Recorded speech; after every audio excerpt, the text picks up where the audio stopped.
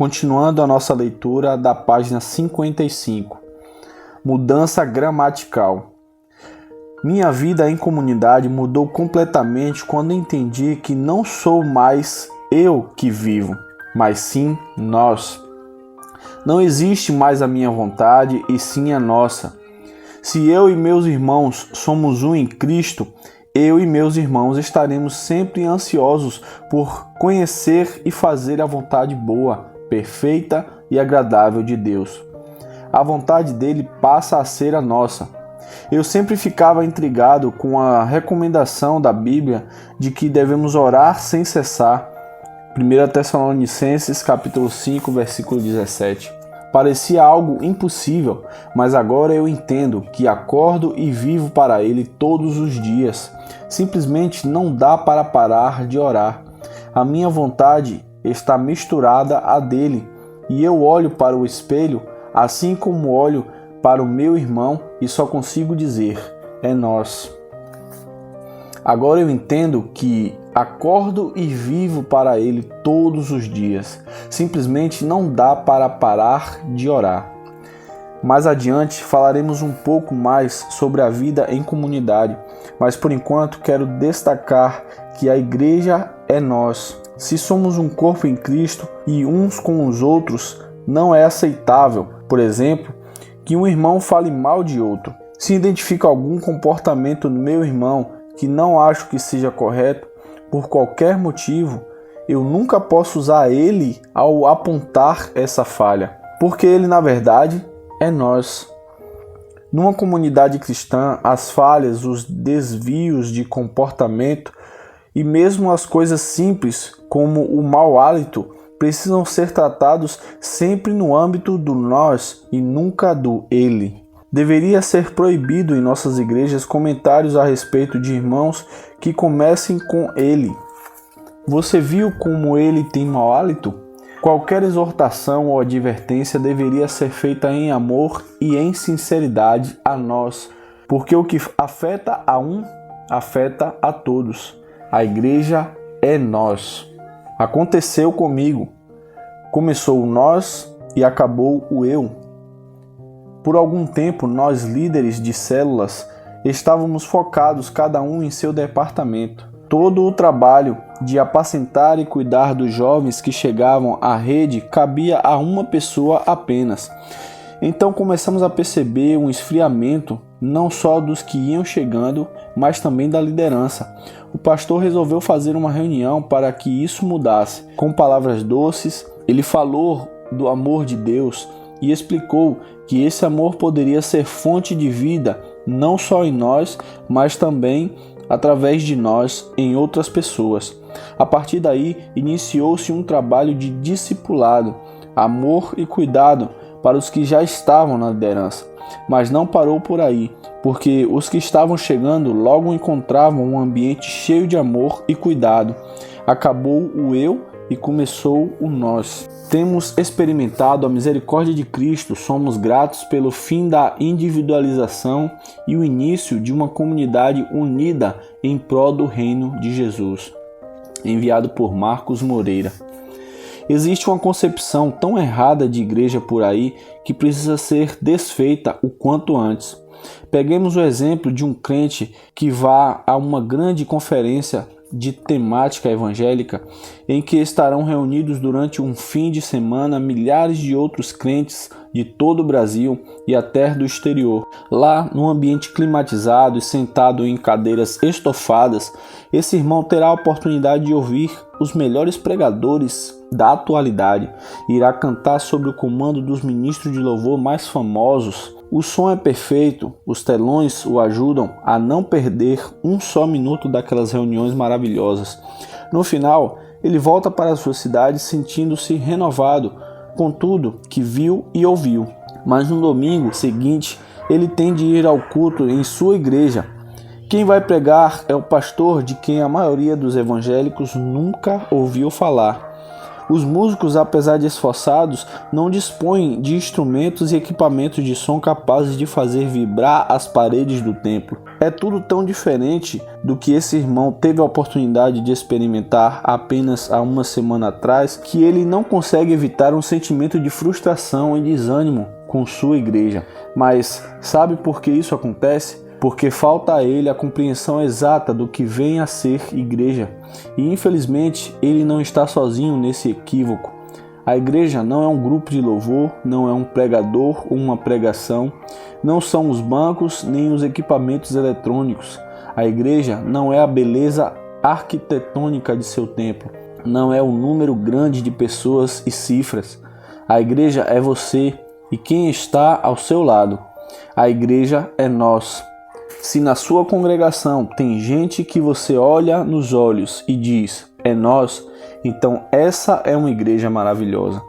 É claro que se dependesse de mim e de você, isso nunca daria certo. Como vimos no início desse capítulo, todos nós fomos contaminados com o vírus da individualidade, isto é, o pecado. E por causa disso, não conseguimos nos encaixar um com o outro naturalmente. Em geral, as pessoas pensam diferente, têm gostos e vontades diferentes.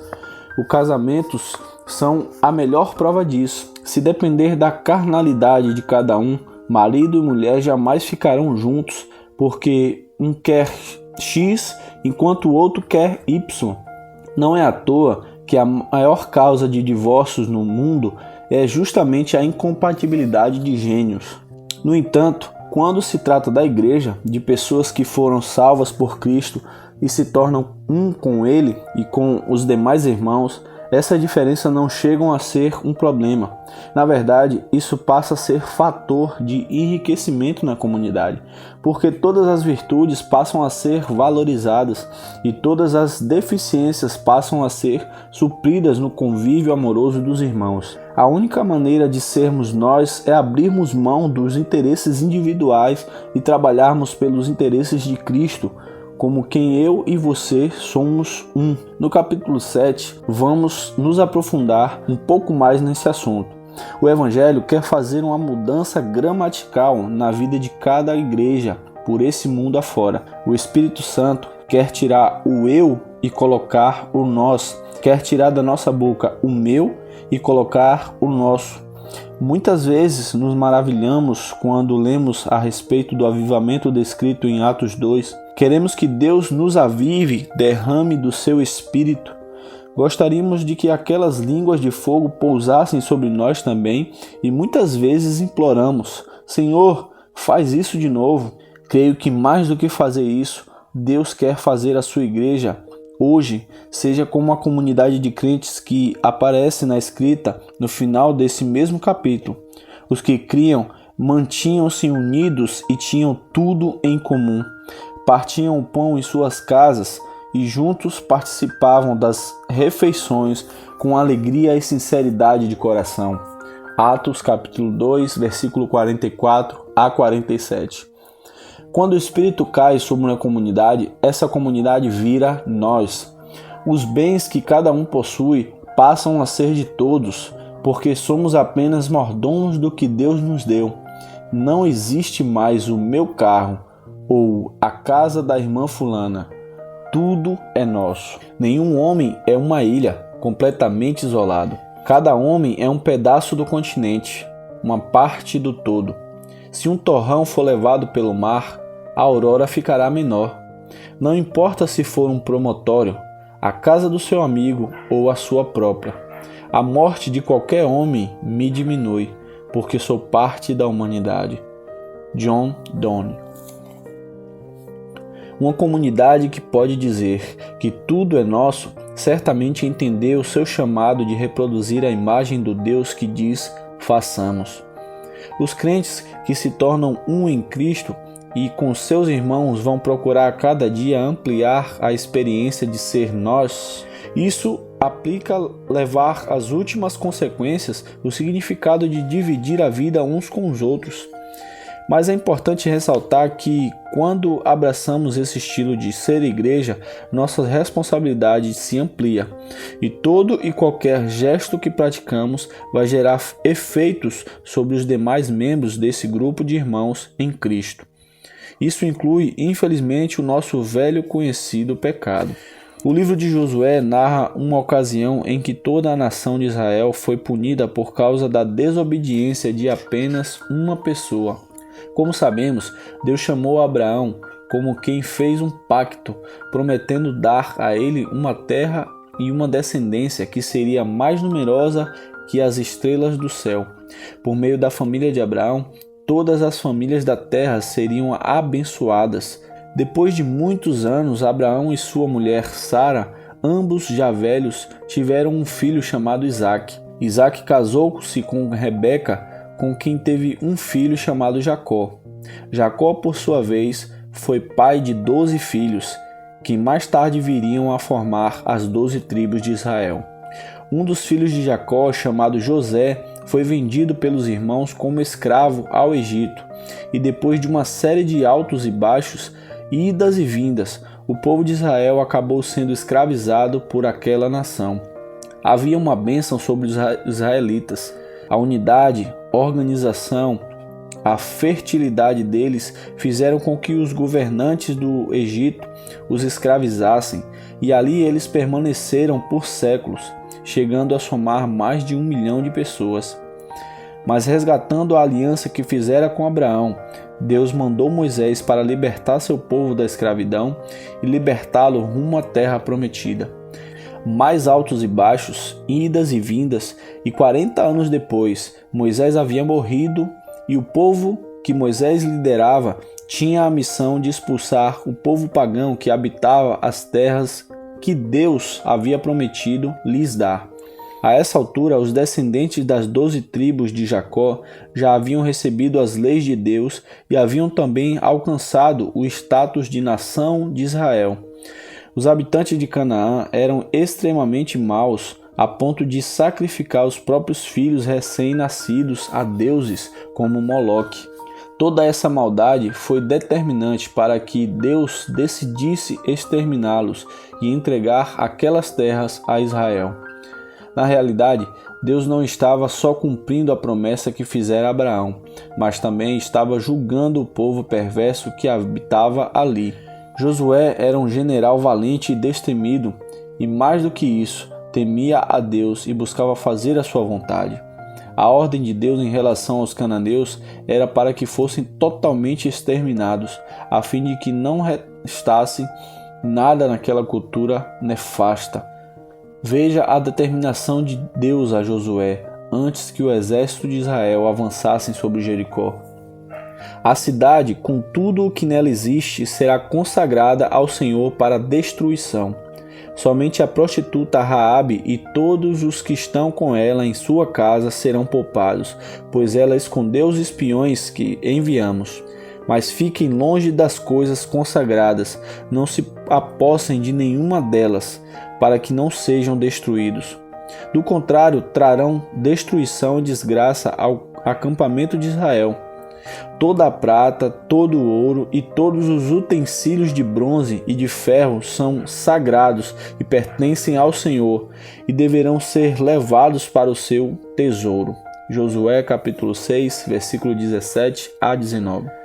Deus deu essa ordem porque naquela época, quando havia uma guerra ou mesmo uma batalha, era comum que o exército vencedor se apossasse de tudo o que pertencia aos derrotados, incluindo as pessoas, as mulheres, adolescentes e crianças que eram levados como escravos. Os israelitas obtiveram uma vitória estrondosa sobre Jericó, cujas muralhas foram derrubadas de forma estupenda. Os soldados seguiram à risca as ordens de Deus e, teoricamente, tudo fora destruído. Na batalha seguinte, contra uma cidade chamada Ai, Josué decide enviar um exército reduzido, já que, segundo o relato de seus espiões, a cidade não oferecia muita resistência por contar com poucos homens para defendê-la. Era uma batalha fácil, por assim dizer. Porém, Para espanto de todos, os israelitas foram derrotados. Por cerca de 3.000 soldados enviados, 36 morreram em combate, enquanto os demais tiveram de fugir.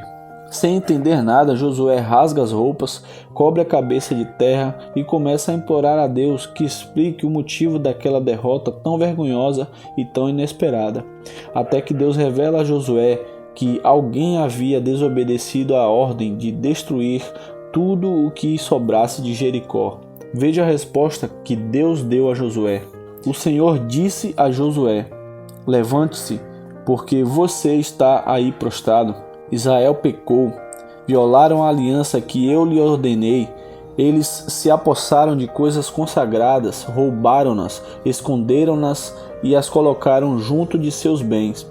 Por isso, os israelitas não conseguem resistir aos inimigos. Fogem deles porque se tornaram merecedores da sua destruição. Não estarei mais com vocês, se não destruírem do meio de vocês o que foi consagrado à destruição. Josué capítulo 7, versículo 10 ao 12. E por aqui encerramos por hoje, amigo. Fique ligado aí na playlist Mais Vida Leitura e acompanhe a leitura de todo esse livro, que é realmente muito edificante para a nossa vida, embasado biblicamente para nos trazer vida em abundância, uma vida em comunidade com o próprio Deus. Paramos por aqui na página 70 e continuaremos a partir da 71 no próximo vídeo. Deus abençoe.